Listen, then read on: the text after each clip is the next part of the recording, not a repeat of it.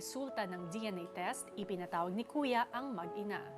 Flora, ano ang pakiramdam mo tungkol sa naging resulta? Yun, happy at the same time. Sad. Why? You know naman. Oh. And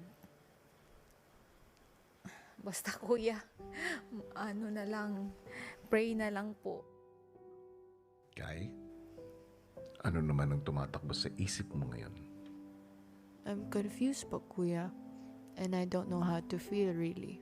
But majority of how I'm feeling right now is happy. I'm just worried kasi my mom is always thinking about negative things. And I don't understand her po, Kuya. And I'm trying to understand her, pero palagi niyang sinasabi po, Kuya, na iiwan ko pa siya, which is just crazy. No way. Kay, Yes po, Kuya. makikilala mo na ang biological mother mo.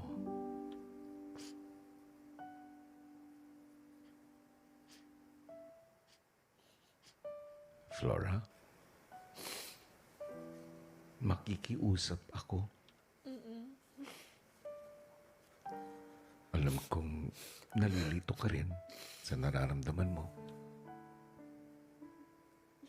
Pero gusto kong ihanda mo si Kai sa kanilang pagkikita. Okay po. Tatanggapin mo ba ito? Okay po, kuya.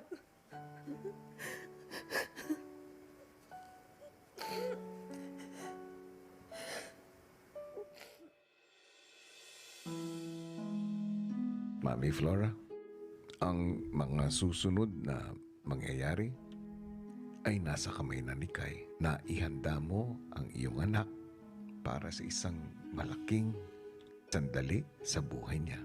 At minsan, ang mga magulang kailangang paliparin, palayain ang mga anak para mas makilala nila ang kanilang sarili. Pero huwag ka mag-alala. Sigurado ako, palayain mo man si Kai, sayo't sayo pa rin siya babalik. Kai, kailangan mong gumawa ng sarili mong landas. Sa gabing ito, ikaw ang maghahanap ng sarili mong katotohanan. Magtiwala ka sa sarili mo at huwag mong kalimutan ang mga tinuro at pagmamahal ng taong nasa tabi mo. Pasensya na lang ka ni Mama.